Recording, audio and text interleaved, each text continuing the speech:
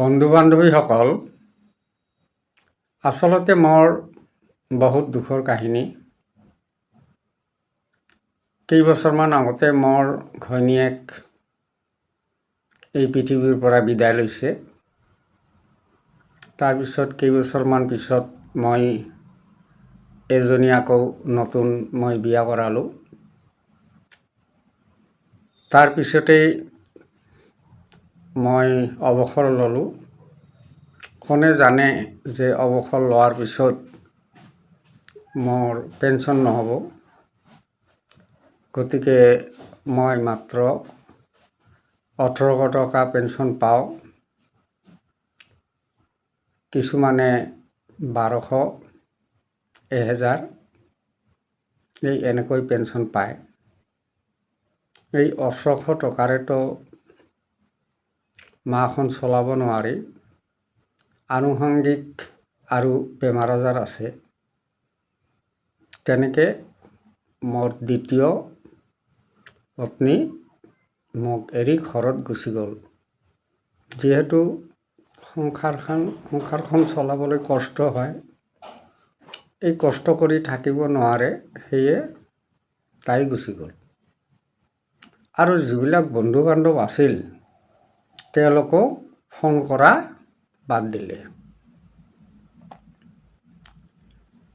যিকেইজন আমাৰ অৱসৰ লৈছে, সেই অৱসৰ লোৱা শিক্ষক শিক্ষয়িত্ৰী কেইজনেহে মাজে মাজে ফোন কৰি খবৰ বতৰা লৈ আছে। এতিয়া মোৰ নিজৰ আত্মীয়ৰ ভিতৰতে এজন ধনী মানুহ। আগতে মই ৰিটায়াৰ নোহোৱাৰ আগতেই ঠিকেই আছিল। ৰিটায়াৰ হোৱাৰ পিছত যেতিয়া দেখিলে যে এখেতৰ পেঞ্চন নাই, এখেতক মাজে মাজে সহায় কৰিব লাগে, তেতিয়া মোৰ ফোন নাম্বাৰটো কি কৰিলে, ব্লক কৰি থ'লে। এতিয়া মই ফোন কৰিলে তেখেতৰ ফোনত মোৰ ফোনটো নেলাগে, মানে ফোনটো ব্লক কৰি থৈছে। হয়তো এতিয়া জানে যে সহায় কৰিব লাগিব, এখেতৰ পেঞ্চন নাই। এতিয়া মই অৱসৰৰ পিছত পৰ হৈ গ'লোঁ। নিজৰ মানুহ হ'লেও মই পৰ হৈ গ'লোঁ। দুখৰ কাহিনী। আজি এই NPS-এ এই অৱস্থা আনিছে। পেঞ্চন থাকিলে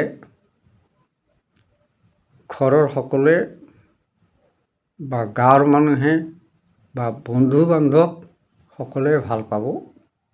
আপোনাৰ টকা থাকিলে সকলোৱে ভাল পাব, আৰু টকা নাথাকিলে আপোনাক ভাল নাপায়।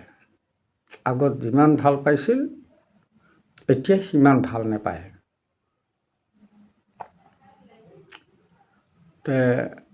বহুত আশা কৰিছিলোঁ। ইয়াৰ মাজতে মই ভিডিঅ' দিছিলোঁ। মুখ্যমন্ত্ৰী ডাঙৰীয়াই যিটো কৈছিল যে 2005 চনৰ আগত যিসকলৰ এডভাৰটাইজ হৈছিল বা ইণ্টাৰভিউ হৈছিল, চাকৰি হৈছিল, কিবা কাৰণত 2005 চনৰ পিছত এপইণ্টমেণ্ট হ'ব লগা হ'ল, তেখেতসকলক OPS পুৰণি পেঞ্চন দিয়া হ'ব। আমি 1996 চনত এপইণ্টমেণ্ট পাইছিলোঁ। তাৰ 23 তাৰিখে আমাৰ ইণ্টাৰভিউ হৈছিল, জানুৱাৰীৰ 23 তাৰিখে 1996 চনৰ, আৰু 30 তাৰিখে এপইণ্টমেণ্ট পাইছিলোঁ। এতিয়া 1996 মতে আমি পুৰণি পেঞ্চন পাব লাগে, কিন্তু 2006 চনত আমাক ৰেগুলেশ্যন কৰিলে। বহুত হাইকোৰ্ট কৰাৰ পিছত হাইকোৰ্টৰ ৰায় হিচাপেও আমাক নিদিলে। কেবিনেট ডিচিশ্যন এটা কৰি যে আগৰ দৰমহাখিনি দিয়া নহ'ব, এখন আণ্ডাৰটেকিঙত চহী কৰি, তেনেকৈ চাকৰিটো আৰু লাগিবই, চাকৰি নহ'লে নহ'ব, উপায় নাই, আণ্ডাৰটেকিঙত চহী কৰি ল'লোঁ। তেনেকৈ মোটামুটি 15 বছৰ চাকৰি কৰিলোঁ। এতিয়া 1800 টকা মাহত পাই আছোঁ, সেইটো পেঞ্চন নহয়, এটা মাননি আমাৰ যে 40% জমা আছে তাৰে পৰা এটা মাননি হিচাপে দি আছে। পেঞ্চন হ'লে এজন মানুহ জীয়াই থাকিব পাৰে, কিন্তু এইটোতো পেঞ্চন নহয়।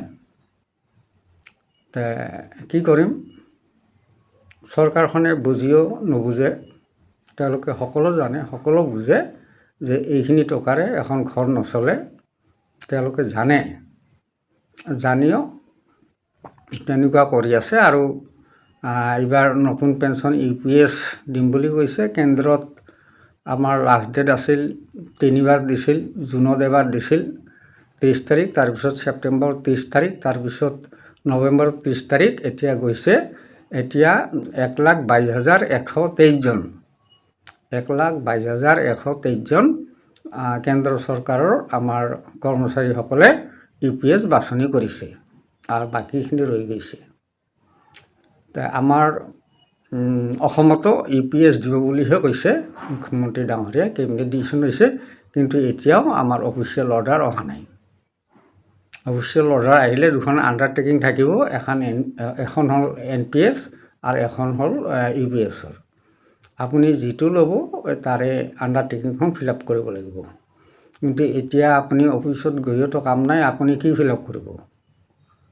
অৰ্ডাৰে অহা নাই, বস্তুৱে অহা নাই, এতিয়া কি ফিল আপ কৰিব? ফিল আপ কৰিব নোৱাৰে। গতিকে আপুনি NPSতে 1000, 1200, 1400, 1800, 2000 যি পাই আছে সেইখিনি লৈয়ে আপুনি শান্তিত থাকিব লাগিব। মানে বহু দুখৰ কথা মই ক'লোৱে, যাৰ কাৰণে মোৰ ঘৰ সংসাৰ ভাঙি গ'ল, চুৰমাৰ হৈ গ'ল, এখন সংসাৰ চুৰমাৰ হৈ গ'ল এই NPSৰ কাৰণে।